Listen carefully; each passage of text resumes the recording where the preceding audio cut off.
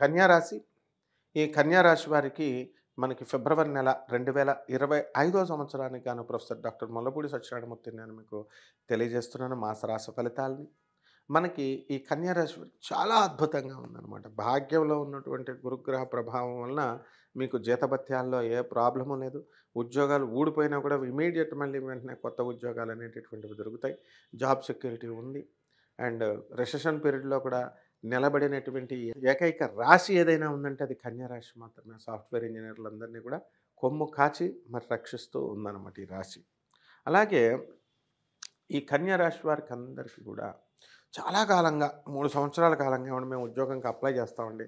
ఇంకా మాకు ఉద్యోగం రావట్లేదండి అని బాధపడుతున్నటువంటి వాళ్ళందరికీ కూడా మీకు ఉద్యోగం రావడానికి అప్లై చేసిన వెంటనే మీకు ఉద్యోగం వస్తుంది. ఇక వృత్తి, వ్యాపార, ఉద్యోగ విషయాల్లో రాణింపు లాస్ట్ మంత్ కంటే కొంచెం పెరుగుతుంది. పెద్ద మార్పులేమీ కనబడవు. అలాగే ఈ సప్తమంలో ఉన్నటువంటి రాహుగ్రహ ప్రభావం వలన మీకేమవుతుందంటే, ఈ యొక్క జీవిత భాగస్వామితో, వ్యాపార భాగస్వాములతో కూర్చొని ఖాళీగా కూర్చొని వితండవాదం చేయడానికి అవకాశాలుంటాయి. కాబట్టి ఇలాంటి వితండవాదాలు మీరేమీ కూడా చేసుకోవద్దు. అలాగే ఈ యొక్క ఆహ్, మనకి జన్మంలో ఉన్నటువంటి ఈ యొక్క కేతుగ్రహ ప్రభావం వలన మీకు విజ్ఞానం వద్దంటే పెరిగిపోతుంది. మరి భార్యాభర్తల మధ్య కొట్లాటలు జరుగుతాయి. కూర్చొని డిస్కషన్స్ పెట్టుకోవడం వల్ల. అటువంటి వాళ్ళంతా కూడా ఖరీదైనటువంటి సామాన్లు దూరంగా పెట్టుకోండి. లేకపోతే అవన్నీ కూడా మీరు బద్దలగొట్టి పడేయడానికి అవకాశాలున్నాయి. అలాగే మరి మీ భర్తలతో డిస్కషన్స్ పెట్టుకున్నప్పుడు గిన్నెల్ని మరి కొంచెం బరువుగా ఉన్నటువంటి సామాన్లు కూడా దూరంగా పెట్టుకోండి. ఈ విషయం తెలీదు. ఏదో సరదాగా కామెడీగా చెప్తున్నాను అనుకుంటున్నారు కన్యా రాశి భర్తలు. చాలామందిని అకౌంట్స్ ఆఫీసర్‌గా రైల్వేలో వర్క్ చేస్తున్నటువంటి వాళ్ళనే ఏంటి మామూలు రేంజ్‌లో కాదు. చాలా టాప్ లెవెల్ ఆఫీసర్స్‌ని నా చిన్నప్పటి నుంచి నేను చూశాను నేను. వాళ్ళ ఆవిడ పెద్ద గిన్నెలు పెట్టి కొట్టేసి తలకు బొక్క పెట్టేసేదనమాట. కాబట్టి ఈ విషయాల్లో రెచ్చగొట్టొద్దు అసలు ఆడవాళ్ళని. ఎందువలనంటే రాహు బుర్ర పని చేయనివ్వడు. శని బుర్ర పని చేయనివ్వడనమాట. అలాగే విదేశాలకి వెళ్ళవాలి అనుకునేటటువంటి వాళ్ళందరూ కూడా విదేశాలకి మీరు వెళ్ళిపోవచ్చు. విశ్వవిద్యాలయాలన్నీ కూడా మీకు సీట్లనిస్తాయి, కోర్సులనిస్తాయి. రమ్మని మిమ్మల్ని ఆహ్వానం పరుస్తారు. మరి మీరు భారీ బడ్జెట్‌తో ఎంత మీ తాహతుకు మించి కూడా మరి ఎలాగోలాగా చేసుకొని మీ తల్లిదండ్రులంతా కూడా మిమ్మల్ని ఫారిన్ విశ్వవిద్యాలయాలకి మిమ్మల్ని పంపించడం జరుగుతోంది. అయితే అక్కడ అంతగా లేదనమాట. మీరు ఊహించుకున్నంతగా లేదు. అదేదో ఒక ట్రెండ్ ఒకసారి నడుస్తుంది. డబ్బులు సంపాదించాలంటే అక్కడికే వెళ్ళాలి అనే ఉద్దేశం లేదు. నీలో ఆత్మవిశ్వాసం ఉన్నప్పుడు, నీలో కలేజా ఉన్నప్పుడు, నీలో తెలివున్నప్పుడు ఎక్కడి నుంచైనా నువ్వు సాధించొచ్చు. ఇది గుర్తుపెట్టుకో. వాళ్ళేమో అక్కడికెళ్ళి అమెరికా ఎళ్లి గవర్నమెంట్ జాబులు చేయట్లేదు. ఎప్పుడు పీకి పడేస్తే అప్పుడు వచ్చేయాలి వాళ్ళు. సో, ఇక్కడ నువ్వు ఇండియాలో ఉండి నీ సత్తా చూపించుకో. There are lot of universities, IITs and all IIMs are all there. So, ఈ విధమైనటువంటి అప్రోచ్ నుంచి మనుషులు పక్కకి తప్పుకొని వేరే విధంగా ఫారెన్ ఫారెన్ అంటూ ఇక్కడి నుంచి చదువుకున్నటువంటి వాళ్ళు వెళ్ళడం జరుగుతుంది. దీన్ని మారాలి పరిస్థితిని. అలాగే మీ తల్లిదండ్రులను ఎవడు చూస్తాడు అసలు? మీ స్వార్థానికి మీరు వెళ్ళిపోతే ఆళ్ళకంటే బుద్ధి లేదు. ఇప్పుడు ముసలి వయసు వచ్చిన తర్వాత బుద్ధి మాంద్యం వచ్చేస్తది వాళ్ళకి. మా పిల్లలు అమెరికా ఎళ్ళాలా, మా గొప్పల కోసం అమెరికా ఎళ్ళాలి, మా పక్కింటోళ్ళు ఎళ్ళారని పంపుతారు. మీకు తెలివి ఉండొద్దా? మీరు వెళ్ళిన తర్వాత మీ అమ్మ, మీ నాన్న చిన్నప్పటి నుంచి పెంచినోళ్ళు ముసలోళ్ళు అయిపోయిన తర్వాత వాళ్ళకి హార్ట్ అటాక్ వస్తే ఎవరు తీసుకెళ్తారు? హాస్పిటల్‌లో పారాలిసిస్ వస్తే ఎవరు చూస్తారు? సో, ఈ వలస ఆగాలి. జాగ్రత్తగా ఆలోచించండి ఒకసారి. మీ మంచి కోసమే చెప్తున్నాను. నెక్స్ట్ ఇక ఈ ఇదేనా కృతజ్ఞత అంటే? ఆ! Is this the gratitude? So, think over. అంతేగాని 4 సంవత్సరాల తర్వాత వస్తానండి, 5 సంవత్సరాల తర్వాత వస్తానండి. ఏమొస్తావు? బొంగొస్తావు నువ్వు. ఎళ్ళినోడు వస్తాడా ఎవడైనా? ఆ! అన్ని అన్ని అంతమంది నీలాంటోళ్ళని చూసుంటే నువ్వేమో ఫస్ట్ పర్సన్ అవ్వచ్చు. అమెరికాలో ఎళ్ళినోళ్ళు పెళ్ళాలు వదిలేస్తున్నారు. లవ్ మ్యారేజ్‌లు చేసుకొని ఎళ్లారు. ఇగో ఇండియా నుంచి ఇంకా ఎళ్ళట్లేదు చాలామంది ఇక్కడికొచ్చి. వేరే వాళ్ళతో కనెక్షన్స్ పెట్టేసుకుంటున్నారు కొంతమంది. ఈ రకంగా రకరకాలున్నారయ్యా. మీకేం తెలుసు? గురువు మాకందరూ ఫోన్‌లు చేస్తారు. నువ్వేమన్నా గురువా నువ్వు? నీకు వెంటనే ఫోన్‌లొచ్చేయడానికి? రావు. కాబట్టి దయచేసి మీ తల్లిదండ్రుల మీదే దృష్టి పెట్టుకోండి.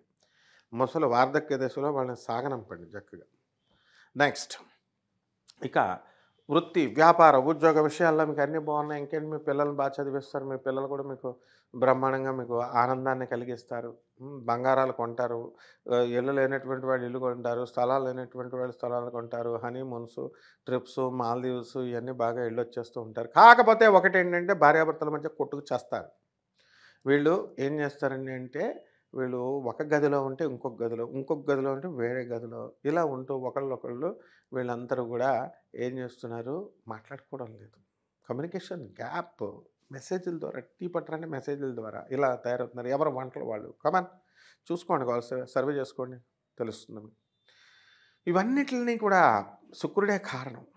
రాహువే కారణం. సప్తమ రాహు.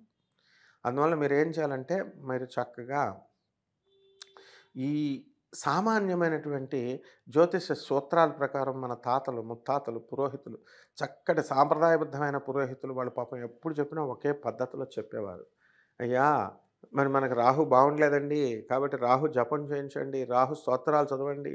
రాహుకి కిలోంపావు మినుముల్ని ఆవు పేడ రంగు ఉన్నటువంటి వస్త్రాలనిచ్చి పేద బ్రాహ్మణులకి మీరు దానం చేయండి అని చెప్తున్నారు.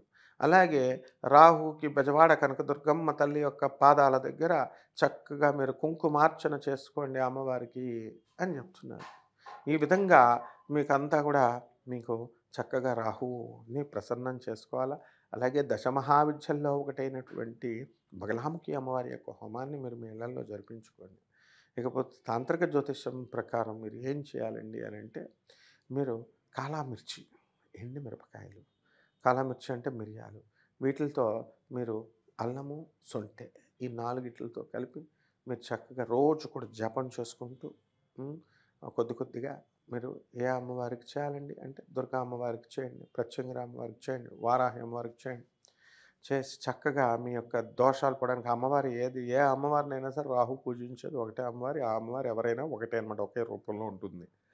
కాబట్టి అటువంటి అమ్మవారిని ఏ అమ్మవారైనా ఒకటే రూపంలో ఉంటుంది. కాబట్టి మీరు అటువంటి అమ్మవారికి మీరు చక్కగా చేసుకున్న తర్వాత ఒక అమావాస్య రోజున హోమగుండం ఏర్పాటు చేసుకొని మీకు మీరే మరి ఆవు నెయ్యితో, ఆముదంతో, నువ్వుల నూనెతో మీరు ఈ పదార్థాలన్నిటిని వేసుకుంటూ ఓం ప్రత్యంగిరాయై నమః అంటూ అమ్మవారికి ఓం బళాముఖ్యై నమః అనేటటువంటి మంత్రంతో మీరు కనుక హోమం చేసుకున్నా, మంత్ర జపం చేసుకున్నా, మీరు ఈ షార్ట్‌కట్ మెథడ్‌లో మీకు వచ్చేటటువంటి కష్టాలన్నీ కూడా తొలగిపోయి మీకు చక్కగా మీకు ఈ యొక్క సమస్యల నుంచి మీరు బయటపడతారు. అంతేకాకుండా మీరు ఈ యొక్క హోమాన్ని ప్రతిరోజు మీ ఇంట్లో అమావాస్య రోజున చేసుకోవచ్చు. అలాగే పౌర్ణమి రోజున మరి చక్కగా చేసుకోవచ్చు.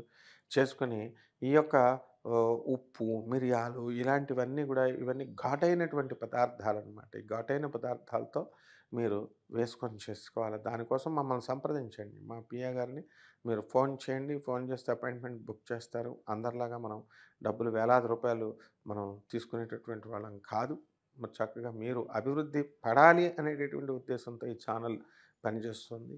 కాబట్టి ఏదో ఒక విధంగా మీ సమస్యల నుంచి మీరు బయటపడతారు. అంతా కూడా ఆయనతో మాట్లాడి మీరు చక్కగా మీరు టైంని బుక్ చేసుకొని మీ వ్యక్తిగత జాతకాన్ని చూడడం ద్వారా ఏ దశల్లో ఏ టైముల్లో మీకు మంచి జరగబోతుంది, ఎలాగా హాని జరగబోతుంది ఇవన్నీ కూడా మనం చూసి విశ్లేషణ చేసి మనం చేసుకుందాం. శుభమస్తు.